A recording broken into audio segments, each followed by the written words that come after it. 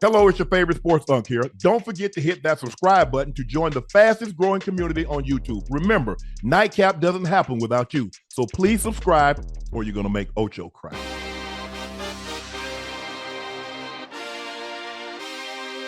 If we got Number 9, Texas A&M. Johnny's alma mater. Number 9, Texas A&M holds off the Auburn Tigers. I don't know how you get two names. You get a War Eagle and you're a Tiger. But anyway, improved to 4-0 since the first time since 2016.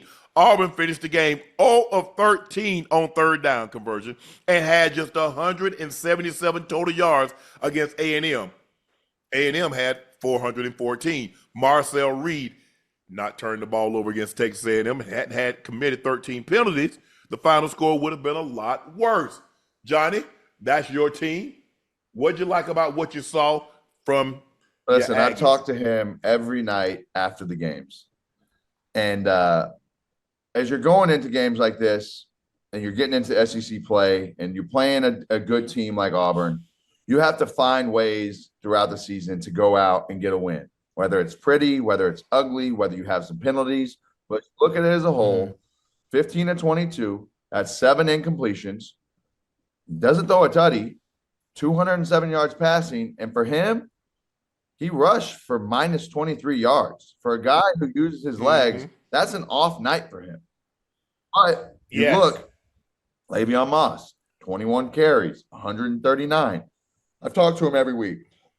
What I've told him is, listen, as good as that feels, as much as you want to go out and celebrate, learn from me, man. Learn from me and buckle down. You are in a place that we ain't been in 10 years, 9 years. Yeah. Grind it. Go back this week. Go harder. Take this, run with it, and go. Get better. Use the film. Use the stuff. Go to practice. Take everything you can. The party going to be there, and the party going to be better whenever you get to the SEC championship game, whenever you keep winning, whenever you keep stacking good days, good weeks. So I'm in his ear every week in the most positive of ways. We're going to enjoy this for a couple seconds right now because it feels good, and you should enjoy it because it is a good team win. But at the end of the day, everybody in the country is waiting on A&M to be A&M of the past. The way you stick out and be legendary is to go and do what hasn't been done. He wants to go be up there with me at Texas A&M. Keep winning. Keep doing your thing. Keep being a leader.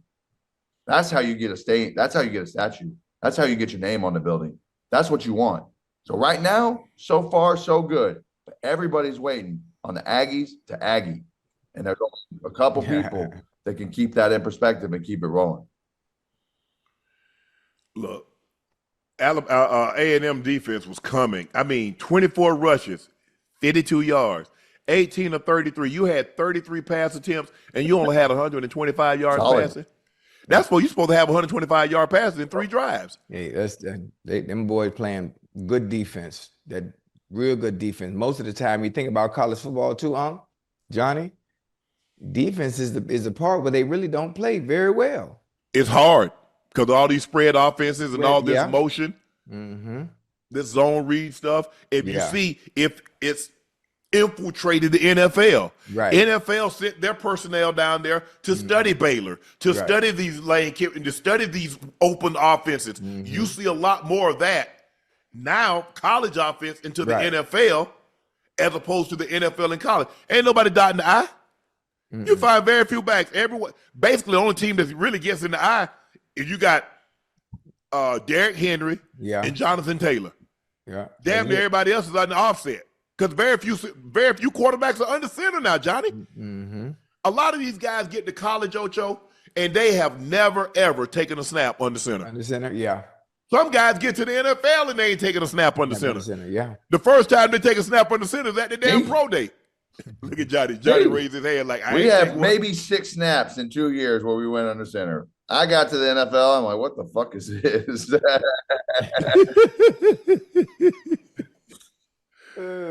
You feeling good about your Aggies? You think they can make it all the way down to Georgia? They have the pieces they need.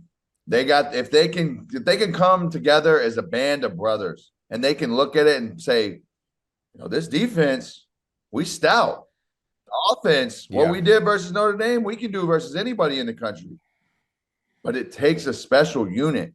Not one's buying into the hype. Not one's getting lackadaisical. Not one's taking a week off and practice like, yo, we play somebody that we should beat this week. But somebody can come up and catch you.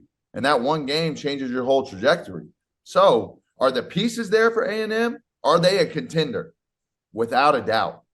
They played well enough against teams that are solid to prove that. But it takes consistency, and it takes them coming every week with your lunch pail. You got to come and bring it. That's just what it comes down to. So if you want it, it's there. You got the pieces. Now, injuries or whatever, you guys got sure, but they got the pieces. Do you guys got Texas or Oklahoma on your schedule? Georgia Texas on the road. That'd be a good game. There's no love lost between you guys. And last year was a brutal one. Last year was tough in our own house, bringing the rivalry back. We ain't sniff a chance to win that game last year. Yeah. And y'all tried to block Texas from coming to the SEC. What are we doing? It was all good when we wanted to go, but when they want to go, we're mad about it. There's some things that go on at A&M that you got to look at and kind of be like, what are we doing? But that just is what it is. Everybody wants their cake and to eat it too, and to keep them out of something that's been really great for us. But like, listen, if 2012 didn't go the way that it went for us, our SEC trajectory could be way, way different. When we were coming into the SEC, all we heard was, you boys need to get ready. You're going to get smacked. This is different than what you're used to. This ain't Iowa State. This ain't Kansas State. Now, we set ourselves on a good path with 2012 and 2013, but then there's a big lull there for 8-9 years where we really haven't had a lot of success. Outside of 2019 or 2020, Kellen Mond's last year, and it was the COVID year, and we went to the Orange Bowl, lost one game. We haven't really had a lot of success. So for us, this team has the chance to do what hasn't been done at Texas A&M in a long time. And for us and the type of program we are, if you're being honest, double-digit wins for us are something that are truly program changing. But we're in the second year of Elko. We go through the buyout. We go through the jokes. We are the butt of the joke for years. Oh, you pay Jimbo this. He has to go. You pay him off. You have success in the second year of Elko, you really start to build on something where that money now makes it worth it. Yeah, absolutely. When you pay Jimbo that kind of money, you got to get to an SEC championship game. Yeah, you got to get into the college football player. It's just the way of life, Ocho. And you know, Johnny, you understand this. You played there. You know how devout and loyal that fan base is, and you know how those big boosters are. They emptied they found some money in their cushions to give Jimbo that kind of money. I ain't say they emptied their pockets because they got deep pockets. Their pockets go down to the damn ankles. So they didn't have to dig too. They didn't have to dig too deep to find that. And so the expectations, like you said, you keep winning these games, and like you said, okay, you win double digits, but at some point in time, they look over there and it's like, nah, we're in the big boy conference. We want to play for 13 years in, and you don't go once, unacceptable. I couldn't get it done. Can't get it done for the 9 years after. 13 years in a conference, and you don't sniff it. Unacceptable. So they're gonna have to figure this thing out. You believe they have the type of team that can get there? This thing is gonna really be tough. I mean, Texas and Oklahoma say they got something to say about it. Georgia has an SEC loss, but hey, they're like, hey, we got something to say about it. Bama doesn't have an SEC loss yet, but they're probably 6 or 7 teams. Tennessee, Vanderbilt. They're 6 or 7 teams that says, you know what? We think we got a realistic chance of being down in Look at A&M's schedule, though. Next week, Mississippi State. Then we play Florida. We've already harped on Florida enough where they don't deserve no airtime. Arkansas, okay. They got the doors blown off there by Notre Dame. We have their number, all right. LSU, late in end of the 10-25, all right. That's gonna be a good game. Last year, Brian Kelly, you know Brian Kelly threw up on himself. Okay, that's the one that sticks out. But outside of that, then you got Missouri, then you got South Carolina, then you got Samford, and then to end the season, you got Texas. So like it looks as a schedule, what the SEC could be, right? What your schedule could look like, I would say, overall, that's pretty favorable. Yes, you have to go win some good games against good teams. That's going to happen. You're not playing in the Big Ten. You're not playing in the Big 12.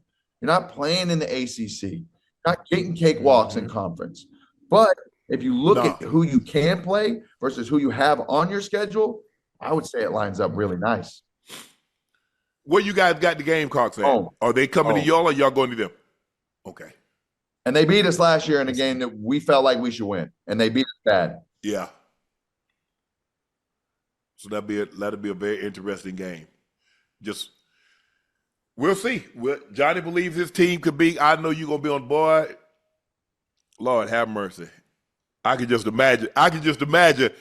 Take A&M in the SEC championship game in Atlanta. I'm not gonna give the whole thing away, but South Carolina weekend, those boys in that locker room, from what I have coming in that game, are going to be more motivated than any team, any game in the last 15 years of Texas A&M. I got a real special treat coming for the Aggies November 15th. Fire. Program changing for us, in my opinion. You got Drake coming in? Huh? He's working on the album. We're going to Albany, Bahamas to work on the album. Okay. I'm just checking.